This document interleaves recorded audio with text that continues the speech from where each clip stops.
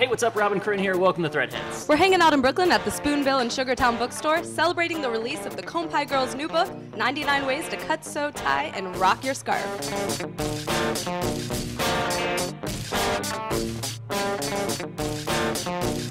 We're going to do a few quick demonstrations to show you some of the projects from our book.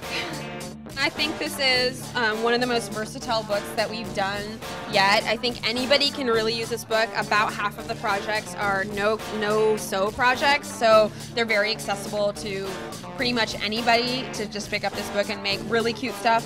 For me at least, like this is the book that I feel most connected to. But I'm really excited about all the projects that are in there. So go ahead and get the book, get your scarf on, get your craft on, do your thing, have fun, cut it up, work it out, recycle it.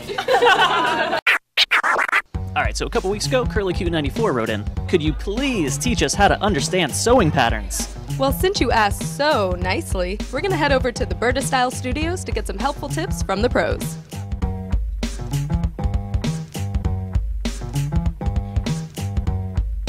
People really have the need to express themselves.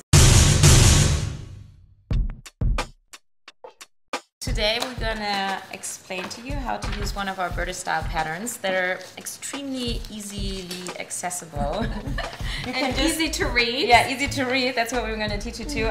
You just print them out at home. You can also print them out in a copy shop. We have one little feature on our pattern that helps you figure out if you print it correctly, and that's our test square. That measures exactly 4 inches or 10 centimeters. So once you've printed it out, make sure to measure and you know if you print it correctly. It's really something that's very fulfilling if you wear your own work. And it fits much better. When you assemble the single tiles, you just line up the diamonds with the numbers and the letters. It's really simple. There's 4F next to 4F, 3F next to 3F, and you just have to fold and tape it. But it's like a big puzzle.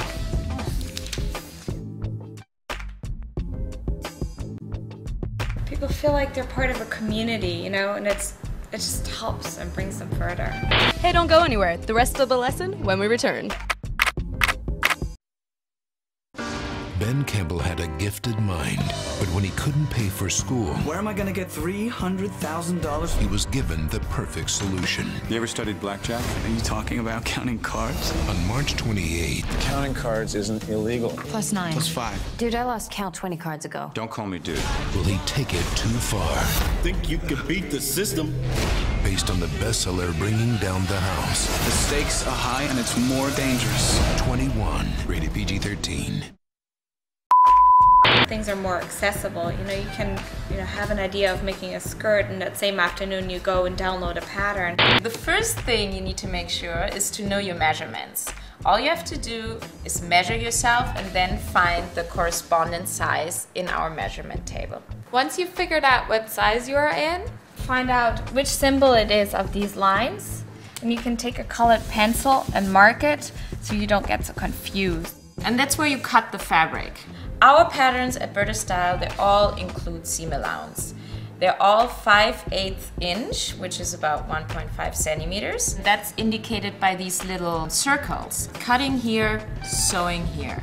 There's a little box here with all key symbols that are important to understand when you read the patterns.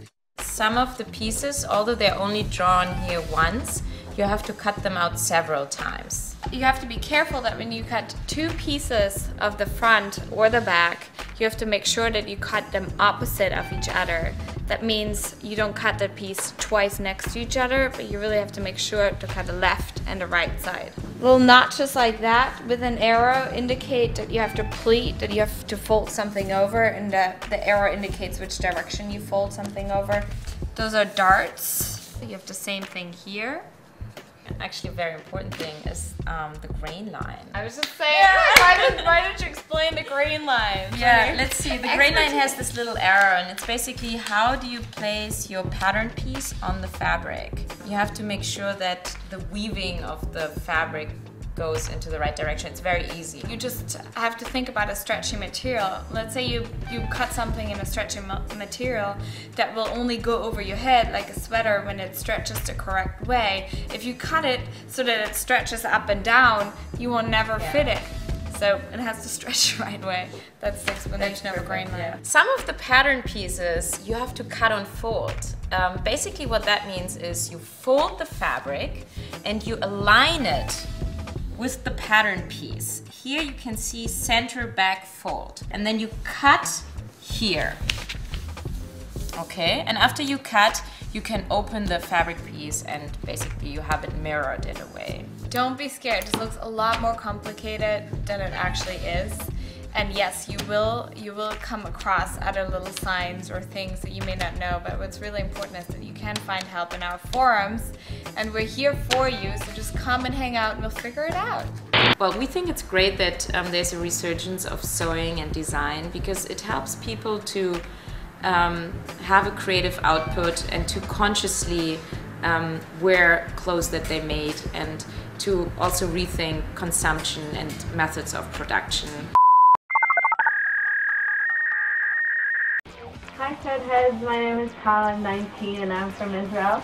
A friend of mine showed me your website and I got so completely excited because I didn't know there are other people like me in the world. I usually sew by hand. I have an actual sewing machine that's like 120 years old. It's a coat I had that was completely falling apart and tearing apart. Yeah, my parents think I'm completely crazy. I made these like nifty little gloves when I made this skirt. My latest creation is these pair of jeans that I made this last week. I never ever throw at anything. I always make new things because if you want to make something that you really love, you have to make it yourself.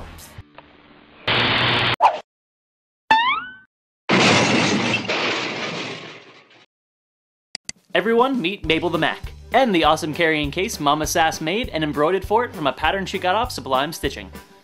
Speaking of awesome, Quapla47 is pumping out these messenger bags made from old men's suits. Ivy Frozen is on a bubble dress kick. Inspired by Corinne's prom dress from last week, Sweet Melody got the help of her aunts and grandmother to put together her prom dress. Leave it up to the angry hippie to make some hacky sacks. And lastly, Shelby Rude got sick, stayed home from school for a couple days, and busted out these two sweet hoodies. Feel better, Shelby. Hey, so next week we're headed to the South by Southwest Festival in Austin, Texas, and we're giving you a new episode of Threadheads every day of the week starting next Monday. And you definitely don't want to miss a brand new episode of Threadbanger's new home decor show this Tuesday. See y'all next week.